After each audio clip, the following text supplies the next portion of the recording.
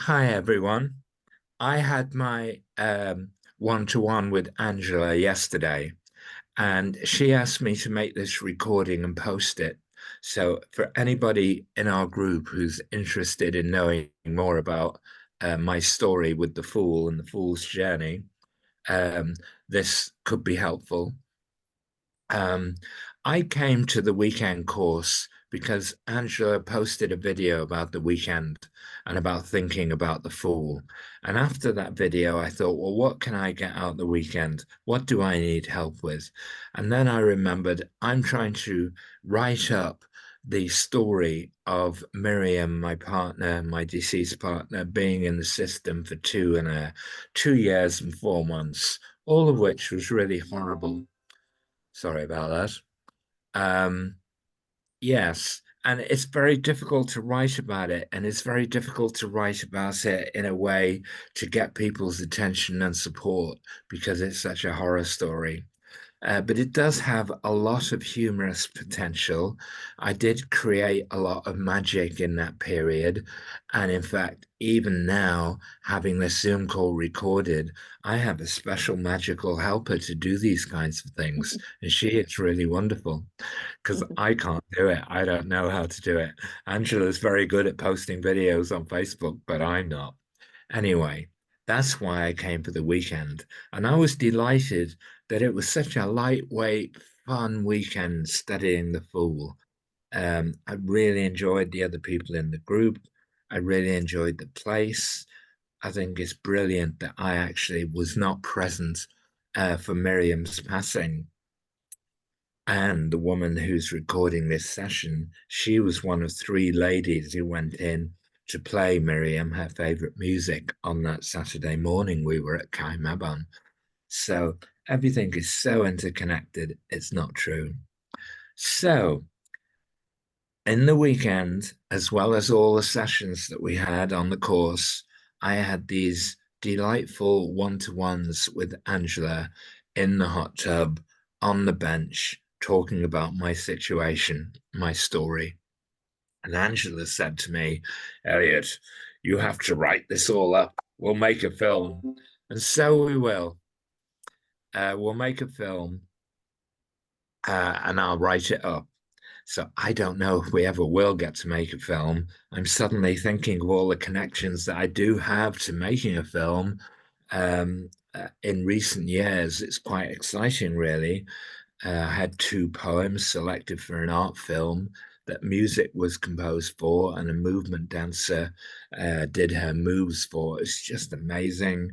I've been in two plays in the last 2 years. What first one had a filming day at a theatre, and the second one, our first performance was filmed. A performance where I was doing all the live music for it. I haven't seen the film yet, but it's exciting. Blow me. I worked on a film in Tel Aviv back in the day. I know how these things are how these things are done. Whenever I'm watching TV or film, I'm also analyzing how was this scene shot. I can see it. I know it. So, although making a film would involve endless amount of skills and knowledge that I don't actually have, I do know a lot of really fine people. Because I've been doing this filming in Pembrokeshire the last couple of years, I know people that I can go and talk to and say, I want you to help me do the film. I know directors, I know writers. Um, it's extraordinary. I have a friend in London, an old friend I've known for 50 years, um, somebody I think the world of. She's now a freelance television program maker about social issues. I hope to meet with her at the end of the month. I'm going to be in London at the end of the month because my friend is having his 90th birthday party because Miriam passed. Um, her sister went to see him, and I sent a message saying, Get in touch. He got in touch. He's having a 90th birthday party, and he's invited me to come to a restaurant in Soho and celebrate with him on the same day that I'll be waking up in a field outside London. So I can just get myself to the station, get on a train, and go and see him. And the interconnectedness of everything is that the person who's making the Zoom call is the same person who helped me get a train ticket. Yeah, she is my supernatural helper. She's rather wonderful. And of course, I'm hoping that in my life and situation right now, I have many supernatural helpers. When I came to Kaimabon, I didn't know what I was doing coming up there. I just felt called. I just felt there was something important about going and being there, and that I would find out when I got there. And I think that special reason why I went up there is called Angela Halverson Bogo. And I think that she's kind of some human version of Thor's hammer, Mjolnir. I think about that hammer a lot because, blow me, I'd love to have that hammer right now. I'd love to have that hammer and strike the earth and change everything into the kind of world that we'd all like to live in, and not the horrible system that we've been through. That's the story. I had a light bulb moment. I thought, oh, I can write this all up in the form of a mama's play. And I've written this up in our Facebook group that every night I would like to. It hasn't actually worked that way, but I have written a lot of verses and I love the idea. And I'm going to research mama's play a little bit to research the form and see how far I can run with this idea. Um, when I got back home, I started to make I started to make a little book of all the stuff that we did on the course, the notes that I made, the sketches I made, and the notes that I'm making since. I'll give you a little flavor of a couple of stanzas that I've written. Here comes I, the white knight, with the black spots of night. If I'm not in service to the muse, something's definitely not right. Here comes I, the angel of death. I'm coming for you all, sooner or later. And when you've had your last breath, I'll take you and help you on your way. Here comes I, Miriam Karaviva, calling from the other world, at peace at last, reunited with my departed loved ones, with my drug-free consciousness. Here comes I, Miriam Karaviva. They park me here in institution land. I want skin on skin. I want my husband, my beloved. I want to be held and loved. Here comes I, Eliyahu, the white knight with the black spots of night. My wife, the lovely Miriam Karaviva. They are starving her of the light, etc., etc. So I don't know where all this is going. I don't know what I'm going to do with all the writing. I do know I have to write this up now within the next year while it's fresh, while I can remember everything, and while it's important to me.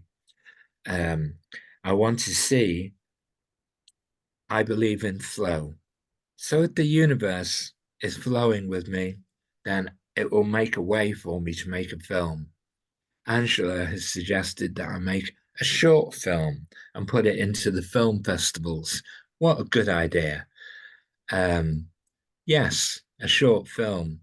Um, I've got to find somebody to play Miriam Karaviva. And because I've been in plays in Pembrokeshire, I know some actresses. So I am going to see what I can do. Also, Miriam was a poet, and we recorded lots of poetry and um, my music. I made music for Miriam's poems. We were utterly tuned in together. So my music for her poems was rather wonderful. The whole thing was greater than the sum of its parts. So we have that as a resource for any film. Um, when I went in to visit Miriam in hospital, 7 months bed blocking in hospital, and then in the care home, it wasn't every day that she had words. She was heavily medicated all the time. But when she did have words, I wrote them down. And when I looked at them when I got home, I was amazed because all these words, these random words that would come out every few minutes, they'd all hang together. Miriam had a very surreal way of looking at the world and talking, and it's right there in the poem. So I've made a song or a poem or a song poem out of her sayings on each day. Um, got some wonderful songs. My singing friends love singing them. They're full of very weird imagery.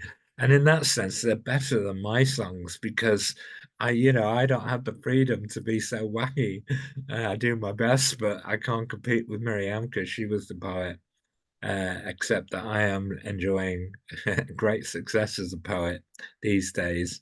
It's kind of sad that with her mental capacity fading, she can't share in my success that I have. But I know that she'd be really proud of everything that's happened, performing in a play, making the music for a play. She went to the drama school when she was off as a student. She went to drama school in Birmingham. All these skills that she learnt in drama school were later to inform her as a storyteller, which is how we met, and as a poet. So she had a fabulous way of delivering her poetry, of reading her poetry. And she could read anything. She could just stand up, put something in her hand, and she could read it in the most meaningful, wonderful way.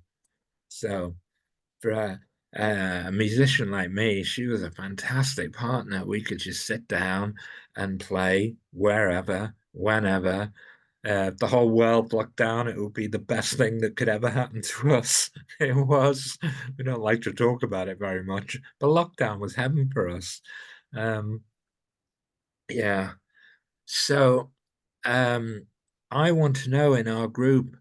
I won't be there at the last session, the following session to Thursday. But if anybody is interested in reading more about what I'm going to come up with, they should get in touch. Maybe we'll make our own little group. I would definitely love the feedback. I'd love to know that somebody out there is interested enough to read this and feedback. I want honesty. I don't want praise and approval. I want helpful, creative, honest, authentic feedback. Ellie, this is rubbish. Ellie, this made me really belly laugh. Whatever it is, um, if you can help me, that would be fantastic.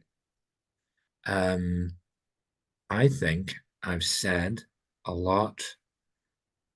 I rather feel that my whole life has been building up to telling this story. I'm a storyteller. I was aware of this as it was unfolding from the very beginning. From the very beginning, I called an ambulance. It took 3 days for the ambulance to get here and take Miriam. It was a bloody nightmare. That was the beginning. That was the beginning for us. And Miriam was very staunch and steely, and she just did her best to try and sail through it as best she could. And I tried to make as much magic as possible for her as a way of feeding and nourishing the soul, because nobody else was going to do it apart from me and my friends. Um, and was startlingly successful with that. We took in singing, we took in music, we took in poetry, we took in storytelling, and these were all her favorite things. It was a wonderful, wonderful um, project, really. I had the bit between my teeth about doing it. The more shit that the system threw at us, the more magic I wanted to create for us, for her, for me. Um, so I really worked hard at life being as magic as it could possibly be and getting the people in to help do that. We had a singing teacher in once a month and we'd sing with Miriam. I'd record it. We'd play it for a month until Clara came the next time, until the court of protection banned me from her room. Because of this activity, they did not understand magic. They don't understand love. They don't understand skin on skin. This is all terrifying for them and shocking for me. And this is the story that I want to tell, the things that we tried to do, the things we did do, and the reactions that we got from the bastards who comprise the system. So there we are. That's my project. That's my message to you. I'm glad that you've taken the time to get this far. Thank you. Love to hear from you. Thank you so much. Bye.